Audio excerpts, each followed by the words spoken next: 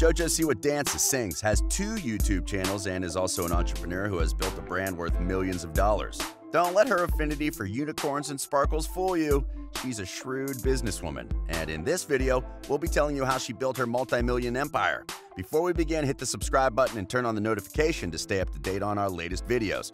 We're also giving away $100 Amazon gift cards, and all you have to do is answer the hidden question in the video.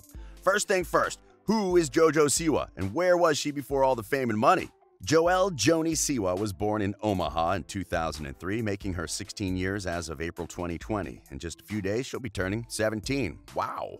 When Jojo was 1.5, she began to show off her entertainer side, doing a movement Jessalyn called the Hottie Dance, while her mom sprinkled glitter on her. She performed her first solo dance competition at 2 years old, while still wearing a diaper. Home videos online show Jojo on stage beginning at age 2, pirouetting in a sequined flapper dress, modeling a swimsuit in a pageant, and performing a cheesecake routine to Nat King Cole. As she continued to flourish in the entertainment industry, her parents retired and they now work for Jojo under different capacities. Listen, if you are out here giving your parents a headache, you need to stop and pluck a page from a 16-year-old who has her parents on a payroll. In 2012, when Jojo was 9, Jessalyn submitted Jojo's solo dance routine to Abby's Ultimate Dance Competition, a short-lived Lifetime reality show in which children competed for $100,000 and a scholarship to the Joffrey Ballet. Producers got in touch the same day, and Jojo joined the cast for Season 2, making a splash as a mouthy micro-diva. The show was not renewed for Season 3, but soon both mother and daughter were recruited for roles on the network's flagship franchise, Dance Moms. The show still has a lot of drama, but back in the day, it was worse, and Jojo was in the middle of so many scandals. The other dancers were capable on stage, but offstage, Jojo couldn't seem to turn it off. Abby Lee Miller even called her a greedy little monster, but she still gave her the show's rotating participation honor. Abby frequently scolded both mother and daughter for their lack of professionalism and line-crossing comments made toward her, the moms, and the other young dancers. Jojo would talk back to Miller, and during a presumably scripted moment, Jessalyn stole an audition script from one of the other child dancers' belongings. Jojo's trademark hair bows were handmade by her mom, Jessalyn, when Jojo was a budding young dancer, and they became a fixture on the reality television, positioning Siwa as a fierce competitor on the show. Every time Abby told Jojo not to wear her bow, she would go to the show the next day with a bigger and brighter bow. On Dance Moms, the Siwas were fun to hate, but everyone was also rooting for them. Looking back, we can't imagine how the show would have been without Jojo and her mom. They lasted 2 seasons, departing on good terms to pursue other opportunities. Jojo Siwa had a vision, at a young age, of what she hoped to accomplish. She thought big and imagined herself becoming much more than a reality star. Her manager, Karen Sterling, shared the same vision and partnered with Siwa early in her career. As the Jojo Siwa brand took off, Siwa's own performing career was still budding as she ventured into music. The first song was the self-released single Boomerang, and addressed to the haters, imbued with more attitude than vocal talent. The song was certified platinum by the Recording Industry Association of America in August of 2017.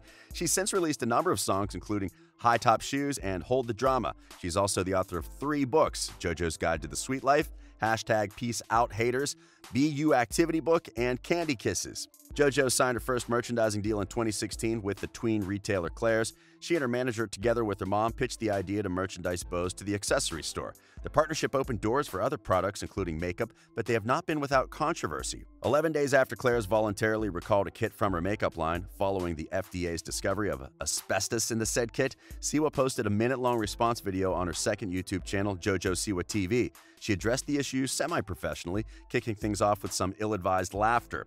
Like a real salesperson, however, she was able to further confront criticism of her apology to the controversy with some spin. After Claire's came Nickelodeon, which was the overall talent deal that launched JoJo from merely notable to famous. Dozens of companies wanted to be in on the JoJo business, but JoJo's management decided that Nickelodeon was the right home for her. The first time Nickelodeon wanted to have a meeting, they asked Jessalyn to go without JoJo. The duo had vowed for full business transparency, meaning that no meetings were taken without both mom and daughter present. They made Nickelodeon understand that they operate as a package. Once she signed on with Nickelodeon, she started performing at events like the Kids' Choice Awards, Slime Fest, and she started in a docu-special about her life, Jojo Siwa, My World. She keeps her followers in the loop on her Nickelodeon activity by posting from the orange carpet.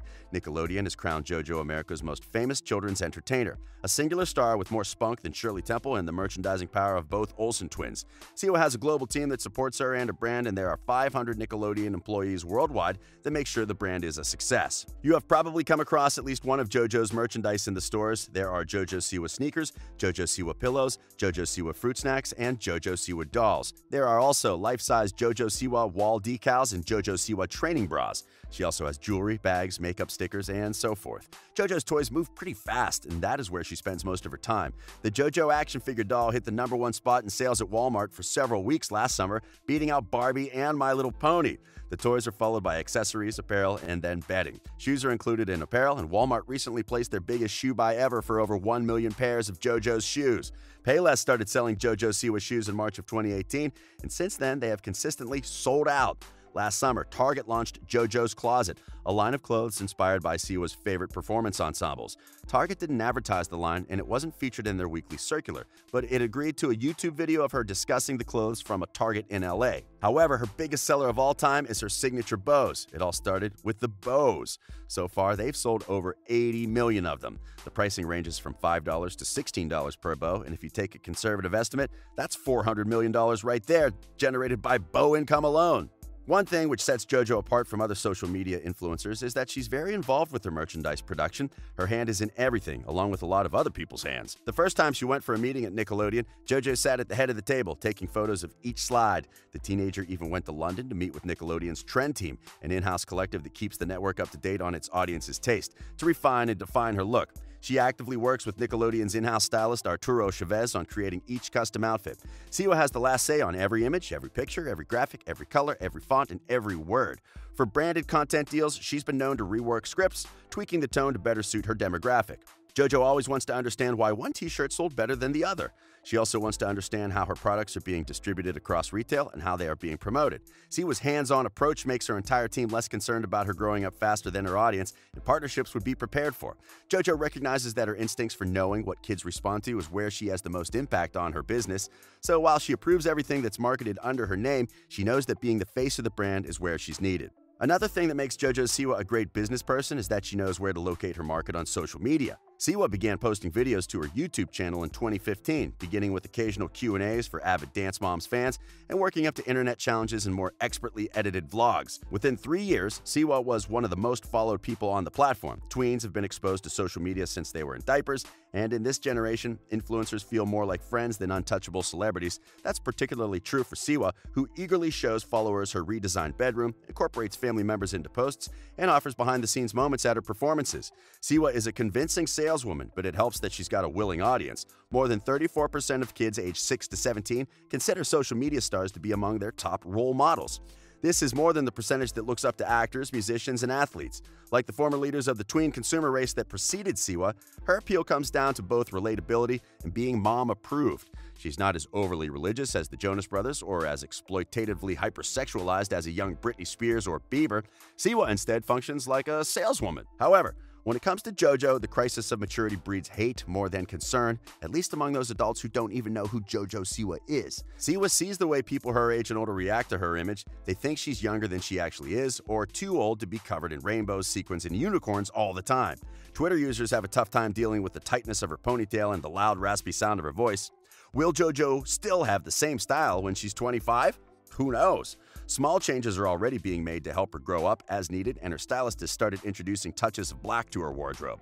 JoJo's taste is even shifting. She became obsessed with Queen and Freddie Mercury after seeing Bohemian Rhapsody. Since her first viewing, she has watched the film 9 times. One thing will remain certain, even as she grows up, JoJo will always be delivering the content that her audience wants to see. You can hate her if you want, but that won't stop Jojo Siwa from living the life everyone dreams of.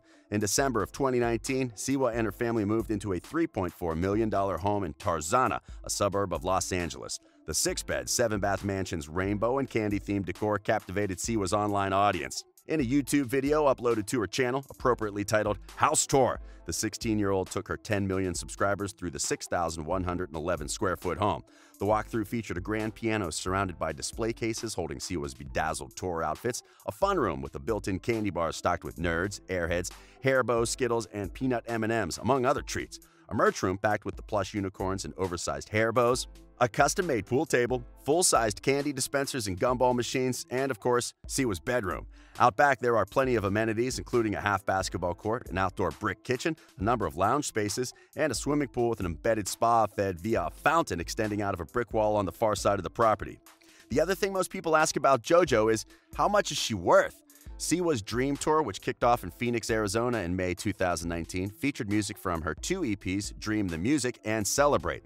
The 70-city tour was scheduled to run through June of 2020, and JoJo already has millions from the tour. JoJo's estimated earnings from YouTube are around $2.5 million a year from her primary channel alone. Then, of course, she has the merchandise, which sells like hotcakes in various cities all over the globe. Her net worth sits somewhere around $13 million. It's hard to believe someone who's just 16 makes so much money, but it's totally possible when you are skilled at turning glitter into gold. California's child entertainment law limits her work to 6 hours per day and caps the number of consecutive workdays at 5 during the school year. These laws don't yet apply to social media, but even if they did, it would be hard to distinguish work hours from leisure hours when it comes to JoJo. So, what do you think of Jojo Siwa? Let us know in the comments section below and stand to win a chance at a $100 Amazon gift card. This has been Riveted, and we publish amazing videos daily.